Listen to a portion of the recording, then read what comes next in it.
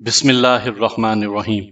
सामईन कराम, आप सुन रहे हैं उर्दू नावल खून आशाम, जिसके मुसन्निफ हैं एम ए राहत, और ये इस सिलसिले की किस्त नंबर 17 है। मुझे उम्मीद है आपको मेरी ये काविश पसंद आ रही होगी। आपने अगर अभी तक मेरा चैनल कहानी घर सब्सक्राइब नहीं किया तो अभी मेरे चैनल को सब्सक्राइब करके बेल नोटिफिकेशन को ऑन कर दीजिए, ताकि आने वाली हर नई कहानी की इत्तला बर वक्त आप तक पहुंच सके।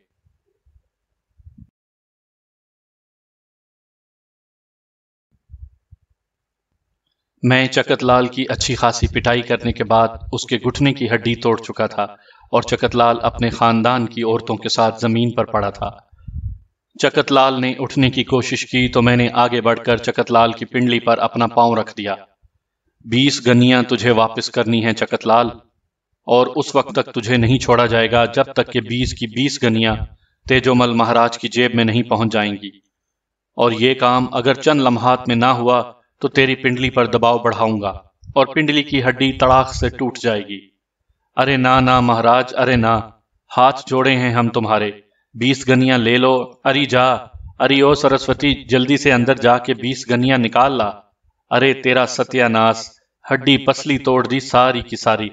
अरे मर गए भैया हम तो, सोच ले तेजोमल, अच्छा नहीं होगा। और ये, अरे ये पापी कौन है तू? चकतलाल, अभी तक 20 गनियां नहीं आई, मैंने कहा। ओ सरस्वती की पल्ली, मुंह क्या देख रही हो हमारा, जा ले आ 20 गनियां। इस समय घोड़ी चढ़ गई है इसकी, पर देख लेंगे, भगवान की सौगंध देख लेंगे हम। मोमर औरत अंदर चली गई। गालिबन उसका नाम सरस्वती था। जो चंद लोग चकतलाल के आसपास मौजूद थे और जिन्होंने इस मामले में कोई दिलचस्पी नहीं ली थी, बल्कि चकतलाल का ये हशर देखकर वो किसी कदर खुश नजर आ रहे थे, मैंने उन्हें मुखातिब करके कहा, भाइयों, अगर आप लोगों का भी कुछ चकतलाल पर मौजूद है तो ये मौका अच्छा है, मुझे बता दीजिए। बाकी लोग तो खामोश खड़े रहे, मगर 3 आदमी आगे बढ़ाए। उन्होंने हाथ जोड़कर कहा, महाराज, इसने हमारा जीवन नष्ट करके रख दिया है, हमारी जमीनों को अपने कब्जे में कर लिया है। महाराज, इसने बहुत रुपया लिया है हमसे और हमारा जीवन खराब किए हुए है। इससे कहिए कि हमारी जमीनों को आजाद कर दे। अरे कुत्ते के पिल्लो, रकम नहीं ली है क्या तुमने मुझसे? चकतलाल, इस वक्त मैं यहां मौजूद हूं। जिसने जो कुछ लिया है वो अलग बात है, मगर इनका जो कुछ तुमने लिया है उसे वापस कर दो। जमीनें अंदर रखी हुई हैं, उठा कर ले जाओ। चकतलाल झिल्ला कर बोला, जमीनें तो अंदर नहीं रखी हुई चकतलाल, लेकिन एक बात तुम ये अच्छी तरह समझ लो कि इनकी जमीनों पर अगर तुमने बुरी नजर डाली तो फिर तुम्हें आंखों से अंधा होना पड़ेगा। बपोती है ना ससुरो तुम्हारी? अरे ये कुत्ते के पिल्ले हराम का खाए हैं, 20-20 शेर की खुराक है इनकी, और अब पड़े हुए हैं आड़े टेढ़े तिरछे सीधे। अरे ससुरो, देख लूंगा तुम्हें। हमारी जान बचाओ चकतलाल, हमारी हड्डियां टूट गई हैं। हाय, हम मर रहे हैं। ससुरो, मर ही जाओ, ऐसे जीवन से तो तुम्हारा मरण ही अच्छा है, चकतलाल ने दांत पीसते हुए कहा। उसी वक्त सरस्वती वापस आ गई थी। सोने की 20 गोल गनियां उसने चकतलाल के सामने रख दी तो चकतलाल गुर्रा कर बोला, अरे हमें काहे को दे रही है, दे दे इसको। 20 की 100 ना वसूल की तो चकतलाल नाम नहीं है। जब गनियां तेजोमल के हाथ में पहुंच गईं, तब मैंने चकतलाल के पांव से पांव हटाया और उसके बाद मैंने घूमकर चकतलाल से कहा, और इसके बाद चकतलाल, तुम अपना ये कारोबार बंद कर दोगे। जिन जिन लोगों से तुमने जो कुछ लिया है उनमें से ईमानदारी के साथ अपने पैसे काटोगे और बाकी सब उन्हें वापस कर दोगे। अगर तुमने ऐसा ना किया तो मैं तुम्हारे इस घर को खंडर बना दूंगा, समझे? तेरा राज हो गया क्या? धूलगिरी तेरी अपनी हो गई क्या? वापस आऊं? अरे जा भाई जा, जा, ना जाने किसका मुंह देखा था सुबह ही सुबह, पर देख लेंगे बेटा, देख लेंगे, हमारा नाम भी चकतलाल है, चकतलाल ने कहा। मैंने तेजो के शाने पर हाथ रखा और आहिस्ता से बोला, आइए तेजो महाराज। तेजो 20 गनियां अपने अंगोछे में बांध चुका था। जो कुछ भी हुआ था वो अलग था, लेकिन गनियों के मिल जाने से वो इतना खुश नजर आ रहा था जैसे उसे कायनात की सारी दौलत मिल गई हो। मैं हंसता हुआ उसके साथ वापस पलट पड़ा। चकतलाल की हवेली में जो कुछ भी हो रहा हो वो अलग बात थी, लेकिन तेजोमल की खुशियों का कोई ठिकाना नहीं था। घर में दाखिल हुआ तो हाथ पांव कांप रहे थे। अंगोछा खोलकर बीवी के सामने रख दिया। दोनों बेटियां भी थीं। ये सारे के सारे खुशियों में डूब गए। तेजोमल भी उस वक्त उनकी खुशियों का शरीक था। और मैं थोड़े फासले पर खड़ा हुआ ये सोच रहा था कि अगर थोड़ी सी काविश के साथ अगर कुछ इंसानों में इस तरह जिंदगी दौड़ाई जा सके तो ये जिंदगी का एक बेहतरीन और दिलचस्प मशगला है। न जाने कब तक तेजोमल पर 20 गनियों का नशा तारी रहा। घर में काफी खुशगवार कैफियत नजर आ रही थी। तेजोमल ने रात को बताया कि उसने 20 गनियां एक लुटिया में रखकर जमीन में गाड़ दी हैं और जगह ऐसी कर दी है कि किसी को शुबा भी नहीं हो सके। लेकिन अब तेजो पर से ये नशा उतर गया था और वो आगे की तशवीश का शिकार हो गया था। उसे अब ये फिक्र हो गई थी कि ये सब जो कुछ हुआ है उसके जवाब में चकतलाल ज्यादा से ज्यादा क्या कर सकता है। उसने मुझसे कहा, हम जानते हैं ब्यास कि चकतलाल सुसरा सीधा रणबीर सिंह महाराज के पास पहुंचेगा। उसके सारे आदमी तो बेकार हो गए हैं। धूलगिरी वाले वैसे ही उससे नफरत करते हैं। बस एक रणबीर सिंह है जो उसकी मदद कर सकता है। रणबीर सिंह कौन है? मैंने पूछा। अरे रणबीर सिंह को नहीं जानो? जागीरदार है बहुत बड़ा, वो भी बहुत जालिम है। और फिर सबसे बड़ी बात यह है कि उसकी भतीजी राजा करनाम सिंह जी की एक रिश्तेदार को ब्याई है। ये जागीरें इसी वजह से तो मिली हैं इसे। कुछ प्रेम व्रेम का चक्कर था उसकी भतीजी का और राजा करनाम सिंह के उस रिश्तेदार का। बस रणबीर सिंह को बहुत कुछ मिल गया। उसकी पहुंच राजा करनाम सिंह तक है और ये सुसरा चकतलाल रणबीर सिंह के पास भी जाता आता रहता है। बस ये खतरा है कि कहीं जागीरदार इस बारे में कोई काम न कर बैठे। तुम फिक्र ना करो तेजो महाराज, जो कुछ होगा देख लिया जाएगा, मैंने जवाब दिया। दूसरे दिन जंक राम नामी एक शख्स तेजो के पास आया। तेजो उसे देखकर चौंका। जंक राम ने कहा, अरे तेजो भैया, बातें करने आए हैं तुझसे, थोड़ी सी अंदर आने दो। आ जाओ। जंक राम दरमियानी उम्र का एक शख्स था। एक जगह बैठ गया। मैं भी करीब ही मौजूद था। उसने मुझे भी हाथ जोड़कर प्रणाम किया था। तेजो उसे मुश्तिबा निगाहों से देख रहा था। उसने कहा, कहो जंकराम जी, कैसे आना हुआ? तेजो, कहने को तो हम चकतलाल के नौकर हैं, पर एक बात कहें तुमसे, अगर सच मानो तो। कहो। मन से हम भी उसे बुरा समझे हैं। बस भैया, ये पापी पेट जो होवे है ना, ये मनुष्य को कुत्ता बनने पर मजबूर कर देवे है। इस पेट के लिए हम नौकरी कर रहे हैं। ठीक है जंकराम, ये तुम्हारा मामला है, कहो हमसे क्या काम है। तेजो भैया, जो कुछ हो गया है ना कल, अच्छा नहीं हुआ। हुआ तो नहीं है, पर उसने भी तो आफत जोत रखी है, इंसानों को जीने से रोक दिया है। उसने अब देखो ना, 20 गन्नियां खा गया हमारी। अरे हमने तो सब कुछ अदा कर दिया था उसका, फिर काहे हमारी रकम दबा के बैठ गया? बस इसलिए ना कि हम कमजोर हैं। वो तो ठीक है, पर और कोई तरीका होता तो अच्छा था। अब पता है वो सुसरा रणबीर सिंह के पास जाने की तैयारियां कर रहा है। तुम अपने मालिक को गालियां दे रहे हो? तेजो ने पूछा। देख तेजो, हम कह चुके हैं तुझसे कि मन से हम भी उसे नापसंद करते हैं। हमारे ऊपर शक मत कर। कोई सुनगुन लेने नहीं आए, हम बस ऐसे ही आ गए थे, ये मालूम करने के लिए कि ये भीम सिंह कौन है, कहां से मिला ये तुझे? चकतलाल ने भेजा होगा तुम्हें ये मालूमात करने के लिए। भगवान की सौगंध, अपने बच्चों की सौगंध, ऐसा ना है, खुद ही मालूम करने आ गए हैं। अच्छा तो ये बताओ वहां क्या हो रहा है? अरे भैया, सब टूट फूट गए हैं सुसरे। गाड़ियों में डाल डाल कर बड़ी बस्ती ले जाया गया है उन्हें, ताकि वीद हकीमों से इलाज करवाया जा सके। सारे के सारे तड़पते रहे हैं, हर एक की हड्डी टूट गई है। वो तो चकतलाल बच गया, मगर उसका घुटना भी सूज गया है। इस वजह से सीधा नहीं जा सका रणबीर सिंह के पास, मगर कह रहा था कि तेजो को ऐसी सजा दूंगा कि जीवन भर याद रखेगा। सो तो है, मगर अब जो होगा देखा जाएगा। भगवान की जो अच्छा, पर यह है कौन? हमारा भतीजा है। तेरा भतीजा? हाँ, क्यों? तूने कभी पहले जिक्र नहीं किया उसका। तुमसे सारी बातों का जिक्र करना जरूरी है जंकराम? अरे भाई, तू ठीक से बात ना ही कर रहा, इसका मतलब है कि तुझे हमारा आना अच्छा नहीं लगा। हाँ, ठीक ही बात है, हम चकतलाल के नौकर जो हैं। खैर ठीक है भैया, अच्छा चलते हैं, जय राम जी की। वो उठा और बाहर निकल गया। तेजो के चेहरे पर फिर तशवीश के आसार फैल गए थे। मैंने उससे कहा, तुम बिल्कुल चिंता मत करो महाराज, अब जो होगा देखा जाएगा। हाँ भैया, सो तो है, ठीक है, जो भगवान की मर्जी। 5 दिन तक कुछ नहीं हुआ। कोलू चलने लगा। तेजोमल ने मुझसे एक दिन कहा, ब्यास, ये काम लेते हुए हमें अच्छा ना ही लागे है। तू कोलू चलावे है, अगर हम 20 गनियों में से एक गन्नी निकाल कर कहीं से एक बैल खरीद लें तो? मुझे तो कोलू चलाने में कोई एतराज नहीं है, बैर हूं तुम्हारा, लेकिन अगर तुम बैल खरीदना चाहते हो तो उसके पैसे भी क्यों ना चकत लाल ही से लिए जाएं। अरे ना भैया ना, ऐसा ना ही करेंगे। सुसरा अब के कोई ऐसा चक्कर चलावेगा कि निकलना मुश्किल हो जाएगा उसके चंगल से। कितने का आ जाएगा बैल? भैया 20 रुपए से तो क्या कम आएगा। अच्छा चलो ठीक है, काम ज्यादा कर दो, मैं कोलू चलाता हूं, तुम सारी बस्ती के लोगों का काम ले लो। ये तो तुमने देख ही लिया है कि मैं तेल कितनी जल्दी निकाल देता हूं। 20 रुपए जमा कर लो और उसके बाद जो होगा देखा जाएगा। हाँ ये ठीक है, पर शर्म आवे है। नहीं, मुझे कोई तकलीफ नहीं होती, मैंने जवाब दिया। इस दौरान दूसरे दिलचस्प मामलात भी चलते रहे थे। बेचारी रूपा और शिल्पा अपनी जैसी कोशिशें करके हार गई थीं। मैंने उनके दिल में बिठा दिया था कि मैं इंसान हूं ही नहीं।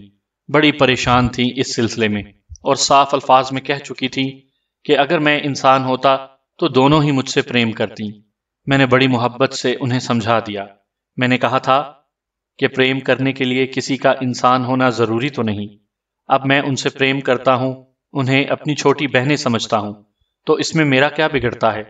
दोनों की दोनों एक दूसरे की सूरत देखकर खामोश हो गई थी। अरमान भरी थी, जवानी में डूबी हुई थी। जवानी जो कुछ चाहती है वो उनके दिलों में भी था।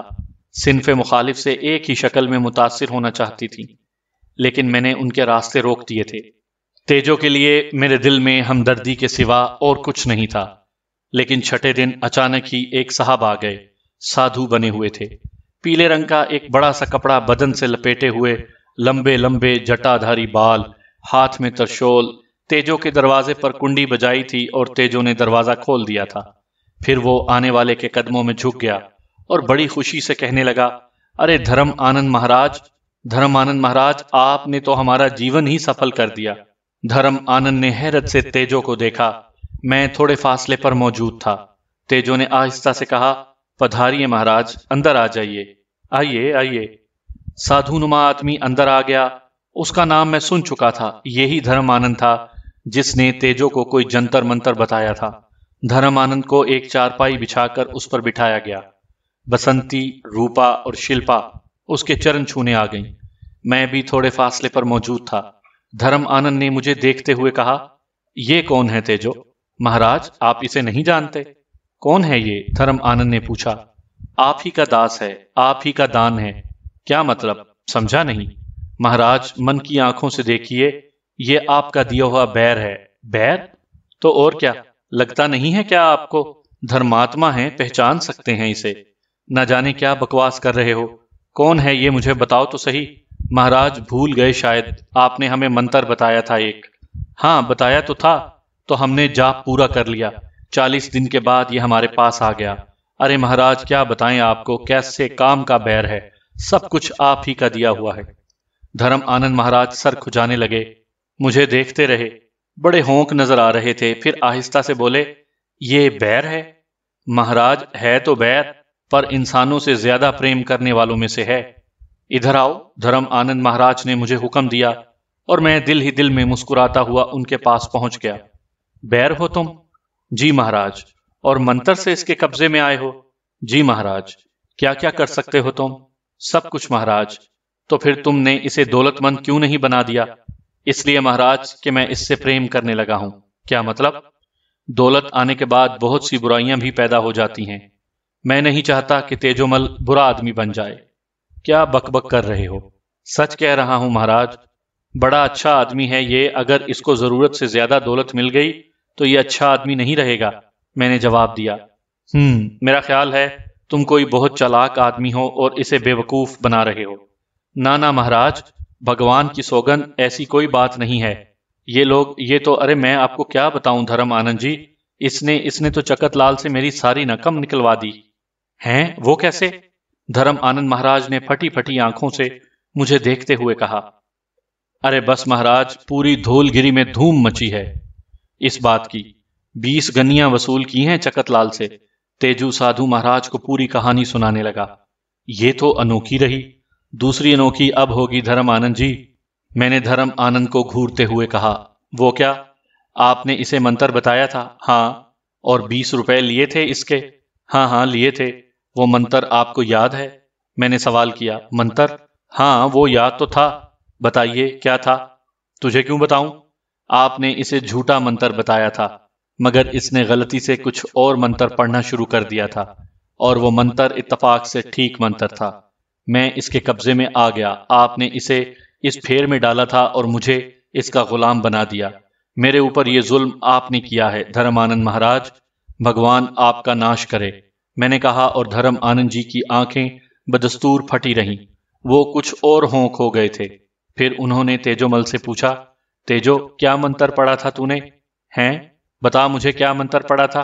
नहीं महाराज, तेजो आपको वो मंत्र नहीं बताएगा, क्योंकि उससे आप मेरे भाई को भी कब्जे में कर लेंगे। भाई? तेरा कोई भाई भी है? धर्म आनंद महाराज ने पूछा। 7 भाई हैं हम, सारे के सारे एक जैसे। हरे राम तेजो भैया, मुझे भी वो मंत्र बता, तेरी बड़ी मेहरबानी होगी। धर्म आनंद जी तेजो की खुशामद करने लगे। तेजो ने कहा, मुझे तो आपने जो कुछ बताया था महाराज वो ही पढ़ा था मैंने। कहीं भूल चूक हो गई हो तो कह नहीं सकता, पर महाराज आपको तो बहुत से मंत्र आते होंगे। सामीन कराम, आप ये कहानी मेरे चैनल कहानी घर पर सुन रहे हैं।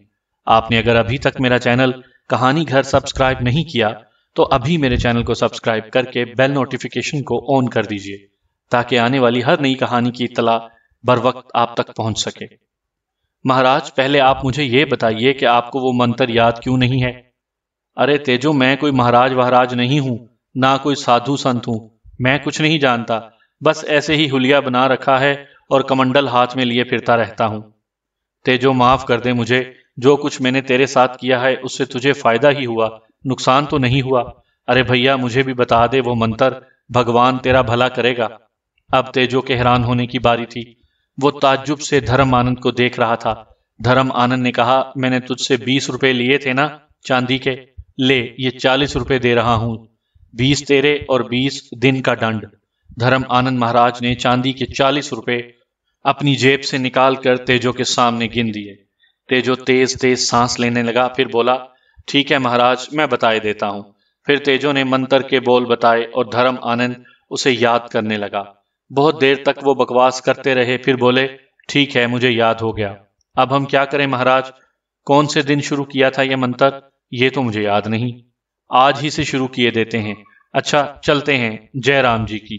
धर्म आनंद जी बाहर निकल गए और मैं हंस पड़ा। ये क्या हुआ? तेजो हैरत से बोला। अब तुम एक बैल खरीद लो तेजो महाराज, मैंने हंसते हुए कहा, और तेजो उछल पड़ा। है भगवान, निराली है तेरी लीला, कैसे पैसे दिलवाए तूने। अरे 40 रुपए में तो 2 बैल मिल जाएंगे। मगर धर्म जी झूठे साधु थे। इन चक्रों में मत पड़ो महाराज, बस चलो बैल खरीद लो। और उसी दिन तेजो के घर 2 बैल आ गए। मासूम लोगों की खुशियों का ठिकाना नहीं था। ये खुशियां कई दिन कायम रहीं। फिर एक शाम कुछ तब्दीलियां हुई। शाम का वक्त था। अचानक बस्ती में कुछ घुड़सवार दाखिल हुए। पहले वो चकत लाल के हां गए, उसके बाद चकत लाल के साथ तेजो के पास आए। तेजो तेली बाहर निकल, आवाज आई और तेजो उछल पड़ा। मैं तेजो के साथ ही बाहर निकला था। चकत लाल ने कहा, वो है सुसरा पीछे वाला, और ये इसको लेकर आया था। चकत लाल ने मुझे और तेजो को देखकर कहा। घुड़सवार नीचे उतर गए थे। उनमें से 2 आगे बढ़े। मैंने तेजो को शाने से पकड़कर पीछे कर लिया था। नीचे उतरने वालों ने आगे बढ़कर मेरे दोनों हाथ पकड़ लिए। चकतलाल मुस्कुराने लगा। फिर उनमें से एक ने गुर्राए हुए लहजे में कहा, बहुत जानदार है, बहुत ज्याला है। चल, तुझे रणबीर सिंह महाराज ने बुलवाया है। मैंने सर्द निगाहों से उन्हें देखा, फिर आहिस्ता से कहा, क्यों बुलाया है रणबीर सिंह ने मुझे? अबे इन्हें भी मार बेटा, चकतलाल बोला। छठी का दूध याद आ जाएगा तुझे। कैसा मासूम बनकर पूछ रहा है कि क्यों बुलाया है रणबीर महाराज ने। ए, देख क्या रहे हो? सुसरे को घसीट कर ले जाओ। घोड़े के साथ साथ रस्सी बांध दो गर्दन में और खींचते हुए ले जाओ। और ये सुसरा, टुकड़ों में पलने वाला तेली, अरे इसकी भी इतनी मजाल हो गई कि अब ठाकुर चकतलाल के मुंह को आए।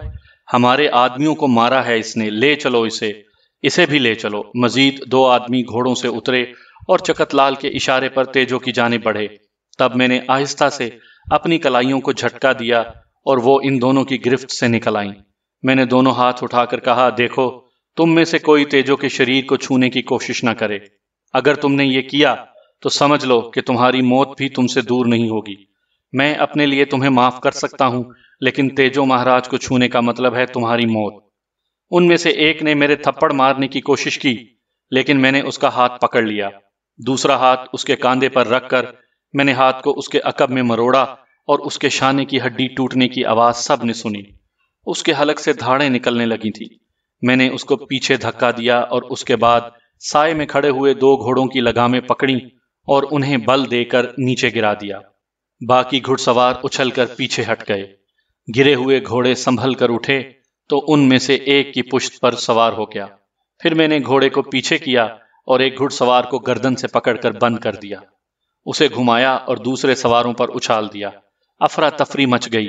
घुड़सवारों ने हथियार संभाल लिए और अपने घोड़ों को दौड़ाने लगे। मैं तेजो के सामने आ गया।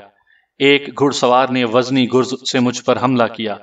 गुर्ज मेरे शाने पर पड़ा लेकिन कुछ कारगर न हुआ और मैंने पलटकर गुर्ज सवार से गुर्ज छीन लिया। उसके बाद मैं गुर्ज घुमाने लगा। कई घुड़सवार शदीद जख्मी हो गए और मैं गुर्ज घुमाता रहा। घुड़सवार दलेरी से मुकाबला कर रहे थे मगर उन्हें नाकामी हो रही थी और वो आहिस्ता आहिस्ता खौफजदा होते जा रहे थे। बस्ती के बेशुमार लोग जमा होकर इस लड़ाई को देख रहे थे। चकतलाल ये सूरत हाल देखकर भाग निकला। कई घुड़सवार लंबे हो गए, दूसरे अब पीछे हटने लगे थे। मैंने अपने घोड़े से कूदते हुए चीख कर कहा, तुम लोग चाहो तो अपने इन जख्मियों को उठाकर ले जा सकते हो। रणबीर सिंह से कह देना कि तेजोमल महाराज की तरफ आंख उठाकर देखने वाले की आंखें निकाल ली जाएंगी। बस्ती धूलगिरी की तरफ अगर कोई बुरे इरादे से आया तो जिंदा वापस नहीं जा सकेगा। अपना ये घोड़ा भी ले जाओ। मैं घोड़े से उतरकर खड़ा हो गया। गुर्ज अलबत्ता मेरे हाथ में ही था। घुड़सवार मुझे देखते रहे, फिर डरते डरते नीचे उतरे और कराहते हुए जख्मियों को उठाकर घोड़े पर डालने लगे। उसके बाद वो बुरी तरह फरार हो गए। फिर अचानक बस्ती वालों की आवाजें उभरी, तेजो महाराज की जय, तेजो महाराज की जय। मासूम और सादा लोग नारे लगाते रहे और मैं मुस्कुराती निगाहों से उन्हें देखता रहा। फिर तेजो कांपता हुआ बाहर निकल आया। वो हैरत और खुशी से उन सब को देख रहा था। उसके बाद उसने हाथ उठाकर कहा, अरे भैया हमारी जय जय काहे कर रहे हो? हमने भला क्या किया है? अरे भैया हमारी जय जयकार ना ही करो, असल करने वाला तो ये है। इसने कहा है रणबीर सिंह के लिए कि अगर धूलगिरी की तरफ कोई बुरे इरादे से आया तो जिंदा वापस नहीं जाएगा। तेजो महाराज तुम्हारा ही भतीजा है ना? अरे तुमने बड़ा नाम कर दिया है धूलगिरी का। वो तो ठीक है भाइयों, मगर वो ससुरा रणबीर सिंह कुछ करके रहेगा, होगा कुछ जरूर। अब जागीरदार रणबीर सिंह की कुछ नहीं चलेगी तेजो भैया। हमारा ब्यास आ गया है हमारे बीच।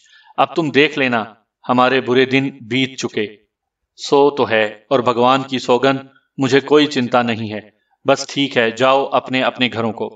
तेजो भैया कुछ कहना चाहते हैं हम। चंद लोगों ने आगे बढ़ के कहा। मुझसे मुखातिब होने की किसी को हिम्मत नहीं हो रही थी। अव्वल तो ये कि मेरे हाथ में गुर्ज था और दूसरी बात वो मुझे एक लड़ाके की हैसियत से देख चुके थे। तेजो उनका सरदार बन गया था और इस वक्त सरदारों जैसी ही बातें कर रहा था। आगे आने वालों ने कहा, तेजो भैया हम तुमसे कुछ कहना चाहते हैं तो कहो ना। मैं तो तुम्हारा वही तेजो हूं। अरे मेरे कौन से सींग निकल आए? सुना है तुमने चकतलाल सुसरे से अपनी 20 गन्नियां वापस ले ली। हाँ रे। अरे अरे सारी बस्ती में खबर उड़ गई क्या? समझ गए हम। धर्म आनंद महाराज डांडी पीट गए होंगे। हाँ हमने ले ली हैं अपनी गन्नियां। तो हमारा भी इससे दिलवा दो महाराज तेजोमल। हमारा कौन है जो हमारे लिए चकतलाल से लड़े? सब कुछ छीन रखा है उसने हमारा। बेटियों का जहेज, जमीनें, मालो दौलत, अरे उसके भंडार में सब कुछ भरा हुआ है। ब्यास से कहो हमारी भी ऐसी ही सहायता करे। तेजो गौर करने लगा, फिर उसने कहा, ठीक है अब तुम लोग अपने अपने घरों को जाओ, मैं ब्यास से बात करता हूं। लोग वापस पलट गए। तेजो बहुत देर तक फखर से जाने वालों को देखता रहा। उसकी धर्मपत्नी और बेटियां भी बाहर निकल आई थीं। अरे देखा तूने बसंती, आज कैसी जय जयकार हुई है हमारी। अरे लड़कियों तुमने देखा क्या कह रहे थे ससुरे सारे के सारे? जिसका मन चाहता था लात घूंसा कर लेता था और आज कह रहे थे तेजोमल महाराज और महाराज तेजोमल की जय। सुना था ना तुमने? हाँ सुना था, बसंती ने कहा। अरे भगवान की सौगंध 40 दिन क्या सारी उम्र तपस्या करना पड़ती और नतीजे में ब्यास मिलता हमें तो हम सारी उम्र की तपस्या को कुछ न समझते। अरे गर्दन ऊंची कर दी है इसने हमारी। एक दिन के लिए ही सही, दूसरे दिन चाहे ये गर्दन कट जाए। और जैसी ऊंची हुई है हमारी गर्दन, भगवान सबकी करे। सारी अकड़ फू निकल गई उस सुसरे रईस की। घुड़सवार भेजे थे। हमारे ब्यास ने एक एक की हड्डी पसली तोड़कर वापस कर दिया। आजा भैया, अंदर आजा। देख, भगवान की सौगंध, भगवान के सिवा किसी से ना ही डरे हैं हम। बस ये छोकरियां हैं दो की दो, और ये अनजाई बसंती है, इनकी फिक्र है, वरना जैसी इज्जत मिल गई है हमें इस थोड़े से समय के अंदर, इसके बाद 1000 बार भी जीवन चला जाए तो कोई चिंता नहीं। रणबीर सिंह असल कमीना है, खामोश थोड़ी बैठेगा। कुछ होगा भैया, जरूर कुछ होगा। जो होगा देखा जाएगा तेजो महाराज। आप चिंता क्यों करते हैं, मैं हूं ना। सो तो है, पर भैया तू कितनों से लड़ेगा। अभी इस बात को छोड़ो, मेरा ख्याल है इस वक्त मौका अच्छा है, सारी बसंती से रणबीर की लड़ाई नहीं है। चकतलाल ने अलबत्ता सबको लूट लिया है। क्यों ना हम ऐसा करें कि इसी वक्त चकतलाल से उन सब की दौलत वापस वसूल कर लें। देखो तेजोमल महाराज, जो होना है वो तो हर कीमत पर होगा। अगर इस होने से पहले इन बेचारों को उनका माल वापस मिल जाए तो क्या अच्छा नहीं है। अरे भैया, हम तो मन से चाहे हैं, सारे के सारे ही हमारे अपने हैं। अरे हमारी किसी से क्या लड़ाई, पर चकतलाल जैसा तुम मुनासिब समझो ब्यास। नहीं महाराज, आपका दास हूं, आपका बैर हूं, आपकी हिदायत के बगैर कुछ नहीं करना चाहता। अरे कमाल है धर्म आनंद जी, मंत्र बता गए और वो हो गया गलत, मगर इस गलत मंत्र ने तो हमारे तो दिन ही फेर दिए। क्या कहती हरी? तेजोमल ने बसंती से पूछा। लो, मैं क्या कहूंगी, जैसा तुम जानो सो करो। तेजो किसी सोच में डूब गया। मैंने शिल्पा की आवाज सुनी। रूपारी, ये तो सचमुच बैर ही है, अब क्या फायदा इससे मन लगाने से। आज देख लिया हम लोगों ने भी अपनी आंखों से, घोड़ों को जमीन पर लिटा दिया इसने अपने हाथों से। अरे ऐसे बैर से तो डरना ही चाहिए। चलो अंदर चलें। रूपा भी जल्दी से शिल्पा के साथ अंदर चली गई थी। मैं मुस्कुराता रहा। तेजो मेरे साथ चलने के लिए तैयार हो गया था। वो इन सब का सरदार बनकर बाहर निकल आया और उसने जोर जोर से चीखना शुरू कर दिया। चलो आओ रे आओ, बात करते हैं चकतलाल से, कैसे नहीं देगा तुम्हारा माल। आओ हमारे साथ, चले आओ। और बेशुमार अफराद तेजो को हमरा आ गए। तेजो महाराज अकड़ते चले जा रहे थे, मगर जब चकतलाल की हवेली के सामने पहुंच गए तो रुक गए। मुझे इमदाद तलब निगाहों से देखा और मेरे पीछे आ गए। हवेली के दरवाजे पर सिर्फ एक बूढ़ा चौकीदार खड़ा हुआ था। उसने हमें अपनी तरफ आते हुए देखा और बोला, क्या बात है, कैसे आए हो? चकतलाल को बाहर बुलाओ। ससुरो, वो यहाँ कहाँ हैं? निकल गए चकतलाल महाराज अपने बीवी बच्चों के साथ। क्या बकवास कर रहे हो, मैंने गुर्रा कर कहा। जाओ अंदर देख लो, थोड़े से नौकर हैं जो भागने की तैयारियां कर रहे हैं। महाराज चकतलाल तो चले गए रणबीर सिंह महाराज के पास, और अब आएगी तुम सब की मुसीबत। जाओ अंदर देख लो। तो चकतलाल भाग गया ससुरा। अरे सारा माल पानी भी ले गया होगा। जाओ भाइयों, सुन लिया तुमने, घुस जाओ हवेली में, जो हाथ लगे निकाल लो, अपना अपना हिसाब कर लो। अब चकतलाल ससुरा तो भाग ही गया, हम क्या कर सके हैं। लेकिन लोगों के लिए इतना ही काफी था। बेशुमार अफराद भर्रा मारकर हवेली में घुस गए और हवेली का माल व असबाब लूटा जाने लगा। बहुत देर इसी तरह गुजर गई। तेजोमल ने कहा, बस ब्यास ठीक है, उन्होंने अपना काम कर लिया, अब तू ये बता कि क्या करें। हम वापस घर आ गए। घर आकर उसने कहा, भगवान की सौगंध, जो कह चुके हैं उसे करके दिखाएंगे। रणबीर सिंह अगर जान भी ले ले तो कोई चिंता नहीं है, हमें जो करना था वो हमने कर डाला। सारी बस्तियों में याद करेंगे लोग किसी तेजो तेली को, जो अब तेजोमल महाराज बन गए हैं। महाराज। तेजो को इस बात में मजा आ रहा था कि लोगों ने उसे महाराज कहना शुरू कर दिया है। अब ये बात मैं भी जानता था कि रणबीर सिंह अपने आदमियों की इस दुर्गत पर खामोश नहीं रहेगा। फिर चकतलाल भी अगर वाकई चकत है तो सीधा रणबीर के पास ही पहुंचेगा और न जाने किन किन अल्फाज में उसे अपनी दुख भरी कहानी सुनाएगा। और उसके बाद रणबीर अगर कोई नासमझ आदमी है तो इस बात को तस्लीम नहीं करेगा कि एक आदमी इतने लोगों को नुकसान पहुंचा दे। वो यकीनी तौर पर कोई और तजुर्बा करेगा, और उसके लिए मैंने एक खास तरकीब सोची थी। तेजोमल को यह सब कुछ बता देना जरूरी था, चुनाचे रात को मैंने उससे कहा, चकतलाल चूंकि रणबीर के पास गया है तेजोमल, और उसे जाकर न जाने क्या क्या बप्ता सुनाएगा, उसके नतीजे में रणबीर सिंह के आदमी जरूर आएंगे। मैं तुम्हें एक मशवरा देना चाहता हूं। कहो महाराज। तुम अपने घर के दरवाजे से बाहर मत निकलना। मेरे साथ जो कुछ भी बीते तुम उसमें दखल मत देना, और यही बात तुम बाहर निकलकर बस्ती वालों से कह दो। मैंने चकतलाल से और उसके बाद रणबीर सिंह से लड़ाई मोल ले ली है, लेकिन मैं ये नहीं चाहता कि उनके हाथों बस्ती वालों को कोई नुकसान पहुंचे। वो तो हम भी नहीं चाहते ब्यास, बस जो कुछ मैं कह रहा हूं वही करना, और अगर वो लोग तुम्हें पकड़ ले गए तो तुम जानते हो तेजो कि मैं उनके बस की चीज नहीं हूं। मैं बैर हूं, हवा हूं। क्या हवा को कैदी बनाया जा सकता है? सामीन कराम, आप सुन रहे थे उर्दू नावल खून आशाम, जिसके मुसन्निफ हैं एम राहत, और ये इस सिलसिले की किस्त नंबर 17 थी। मुझे उम्मीद है आपको मेरी ये काविश पसंद आ रही होगी।